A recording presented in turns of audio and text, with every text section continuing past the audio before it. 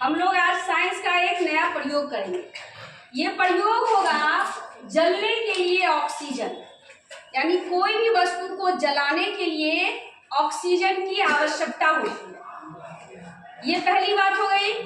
दूसरी बात, आप लोगों ने गौर किया, ये हमने 3 कैंडल लिया है, तीनों का 3 साइज, तीनों एक साइज का हो सकता था, या तो बड़ा या तो छोटा या बीच वाला, लेकिन हमने 3 अलग अलग साइज के मोमबत्ती लिए हैं।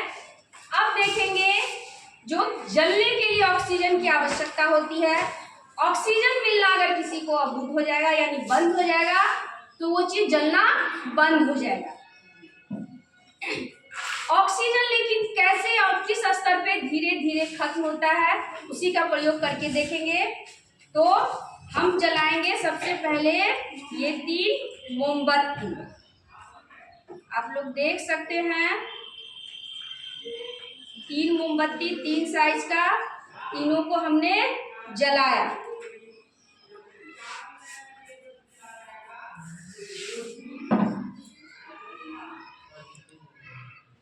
ये 3 साइज का मोमबत्ती तीनों जल रहा है। ये जार है जो ट्रांसपेरेंट लिया है ताकि आप लोगों को दिख पाए। अब इसको हम लोगों ने ऑक्सीजन अवरुद्ध कर दिया। अब हम लोग देखेंगे इसमें ऑक्सीजन कैसे खत्म होता है। पहले कौन सा मोमबत्ती ऑफ होगा, बाद वाला कौन, और सबसे लास्ट में कौन सा। देखिए सबसे पहले कौन सा बंद हुआ, बड़ा वाला। आप देख लीजिए 100% बीच वाला मोमबत्ती ऑफ होगा। उसके बाद सबसे छोटी वाली मोमबत्ती ऑफ होगी। ये ऑफ होने के बाद हम आपको बताएंगे जो ये तीनों 3 अलग अलग टाइम में क्यों खत्म हुआ। तो पहले इंतजार कर लेते हैं हम लोग, जो ये तीसरी वाली मोमबत्ती खत्म होगी तब इसका रीजन बताएंगे।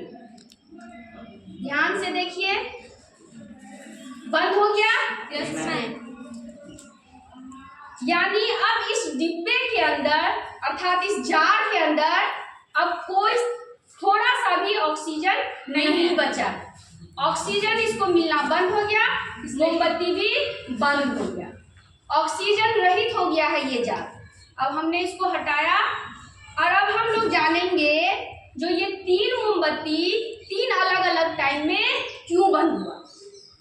कोई बता सकते हैं क्यों बंद हुआ 3 अलग अलग टाइम में? नहीं पता, चलिए। यानी इस डब्बे को जो हमने ऐसे बंद किया, यानी ऊपर में ऑक्सीजन जो था सबसे कम था, वो ऑफ हुआ। उसके बाद बीच वाले लेयर में ऑक्सीजन उससे थोड़ा कम ज्यादा था, वो बंद हुआ। उसके बाद सबसे निचले स्तर पे ऑक्सीजन सबसे ज्यादा था, इसीलिए सबसे ज्यादा देर तक ये मोमबत्ती जली है, छोटी वाली। और बड़ी वाली क्योंकि ऊपर में ऑक्सीजन का लेयर जो होता है, स्तर जो होता है वो कम होता है।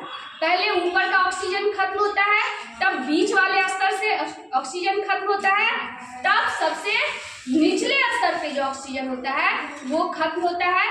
नीचे वाले स्तर में ऑक्सीजन सबसे ज्यादा होता है, इसीलिए जो वस्तु सबसे नीचे जलती रहती है वो सबसे लास्ट तक जलती है, उसे ऑक्सीजन सबसे ज्यादा मिलते रहता है, इसीलिए वो ज्यादा देर तक चलती है। अब आप लोग की समझ में आ गया?